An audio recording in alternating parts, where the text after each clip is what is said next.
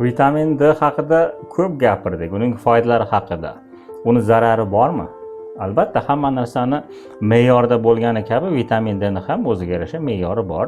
Me'yordan oshib ketsa nima bo'ladi? Bilamizki, kalsiy va ftor almashuvida ishtirok etayotganligi uchun qon tomirlarimizda kalsiylar o'tirib qoladi. Natijada uning o'tkazuvchanligi buziladi. Qolaversa, bizda buyrak tosh kasalligi degan kasalligimiz yoki o't qopida toshlar to'planishi bor. Bevosita vitamin D ni dozasi oshib ketishi tufayli buyuragimizda va o't qopimizda tosh to'planadi. Shuning uchun vitamin D ni iste'mol qilishdan oldin albatta laboratoriya ko'rigiga borib qon tarkibimizdagi vitamin D ni miqdorini aniqlashimiz va shifokor ko'rsatmasiga ko'ra bundan foydalanishimiz tavsiya etiladi. Bu vitamin D haqidagi 3-videomiz. Birinchi, ikkinchi qismlarini profilga o'tgan holda ko'rib olishingiz mumkin. Bundan ham qiziqarli ma'lumotlar uchun obuna bo'lishni unutmang.